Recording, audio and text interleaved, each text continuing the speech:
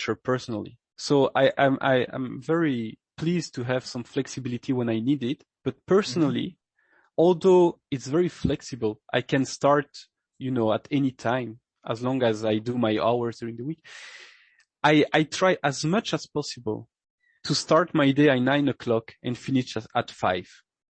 Also, since I have kids also, it has become almost a necessity. So I try to have this work period from 9 to 5. Sometimes it can move a little bit, but I try to do that as much as possible. So it's also a way to separate my, personal life to work life. Because when I was a student at the Nara Institute of Science and Technology, I noticed that a lot of my Japanese colleagues, they were staying late. But during the day, they were not really working. They were playing. They were doing other things. But in my case, maybe it's because I'm from Belgium, it's really important for me to try to separate work and personal life. So I try 9 to 5, and I try to protect that as much as possible. That means that if some colleagues ask me for a meeting at 6:00 in the afternoon, I will tell them, I am sorry, but let's do that in the morning. So, and at the beginning, I guess some people, they were thinking, what he's doing, Lotfi is like, always asking things in the morning. But, my colleagues, they were arriving at 11:00 in the morning. But for me, it's late. Honestly, it's too late. So, no, they know that I'm there in the morning. So if they want to have meetings, they need to ask during the day, during the normal day, not outside. And I also told them, maybe you're single, maybe you don't have like family duties, but some of the professors here, we have stuff to take care at home as well, and during the weekend. So let's try to work 9 to 5. So I think for me, it's really important. And although I am flexible, I try to have some structure. I think this is one of the main key. Also, what I ask during the week, we have what we call core times. We call that where we work all together with the student to develop some application or, to operate some robots together. And on purpose, I have set the starting time at 9:00. It's twice during the week. It's on Tuesday and Friday every week. And this is something we do with other members from Panasonic, from NICE, etc. So it forced somehow the students also to start the day a little bit early. But it's good because they may have to start early, but they know that everyone will be working at the same time. So it's also a motivation. So this is something I have tried to develop here to bring some structure to students. Because the students that are commuting, usually they have a schedule, but the students that are living in the dorm of the university, for instance, sometimes they work, in the middle of the night, and I think it's not good. So I try really to influence everyone to have a healthy schedule and avoid meetings late at night unless there is no other way. I think this is important.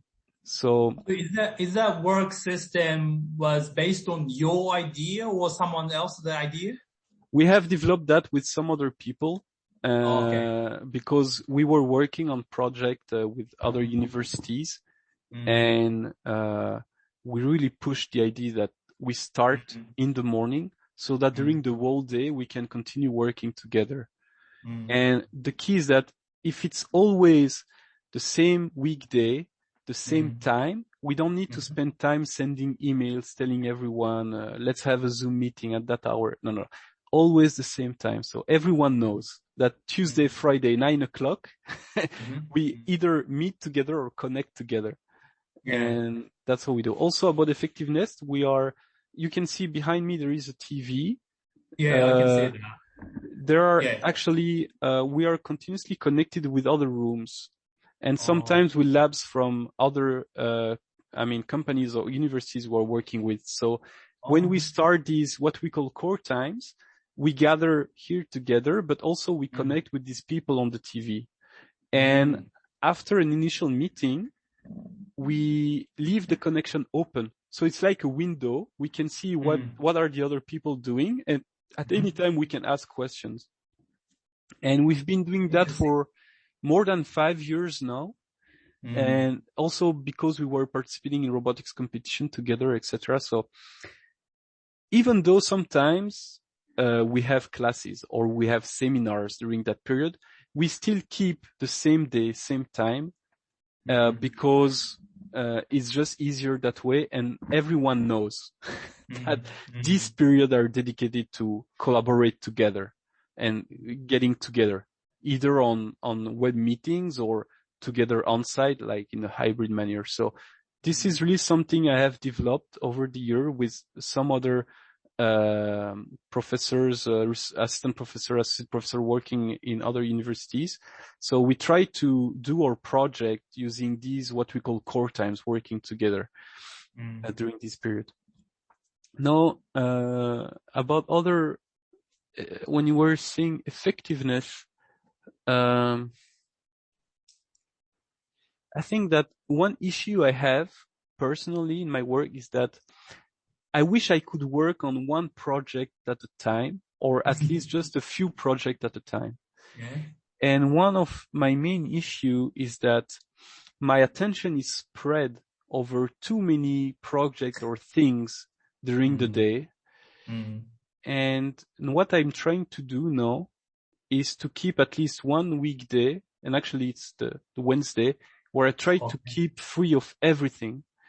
So I know that I have one day when I can focus exclusively on my own work, or like writing, publication, etc. Because I have it was not a problem when I was senior researcher, but when I started to work as a research assistant professor, it's not only my work and my schedule only anymore. It's also the schedule of the students, the schedule of the collaboration we have with other universities, other companies, and I cannot like by myself set the schedule I want anymore.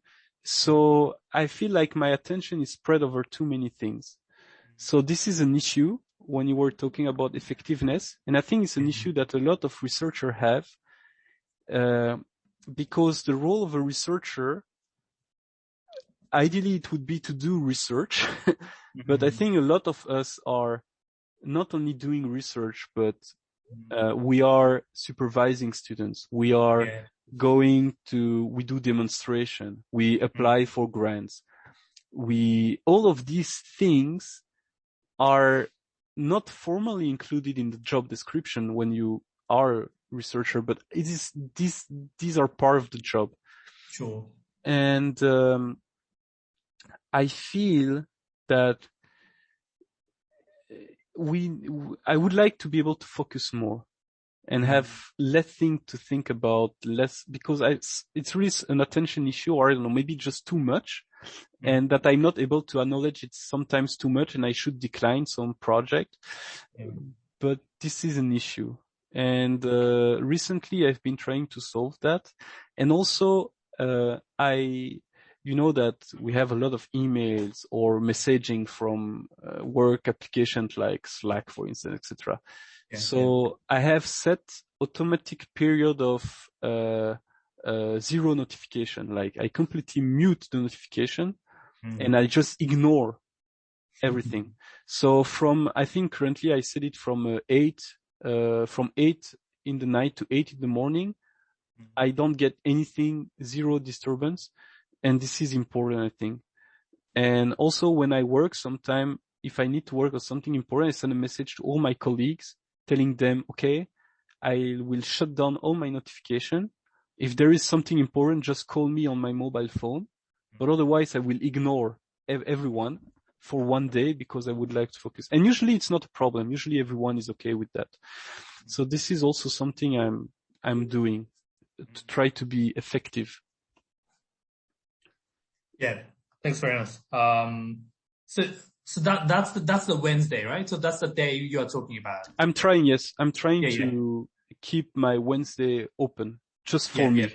For me. Yeah, exactly. Yeah, thanks very much. So then next skill domain we want to talk about is project management. So I think this is relevant to you a lot.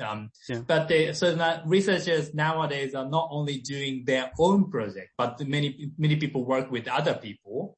So that's very important skill for researchers nowadays. So for example, managing funding, and maybe you also have to develop your research strategy. And maybe also you have to think